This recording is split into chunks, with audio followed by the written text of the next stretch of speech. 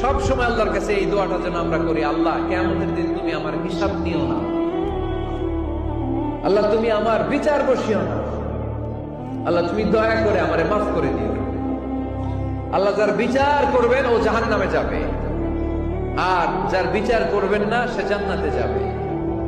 আল্লাহ যদি বিচার করে আর পাই টু পাই হিসাব নেয়, নামাজ পড়লি না কেন, রোজা রাখলি না কেন, মিথ্যা বললি কেন, খাদ্যে ভেজাল দিলি কেন, মাছে ফরমালিন দিলি কেন, যৌতুক খাইলি কেন, ঘুষ খাইলি কেন, উল্টাপাল্টা করলি কেন, জিনা করলি কেন, একটার পর একটা প্রশ্ন বানে যদি সেই ভয়ঙ্কর দিনে আল্লাহ আমাদেরকে জর্জরিত করে, আমাদের কোন উত্তর আছে? সেদিন আমাদের বাঁচার কোন উপায় আছে? তাই আমরা সবাই আল্লাহর কাছে দোয়া করবো, আল্লাহ কোনো বিচার টিচার মানি না, কোনো বিচার করতে পারবো না, দয়া করবা। কথা কয় না? কি করবে? এবার আওয়াজ করে বলেন, বিচার চান না দয়া চান?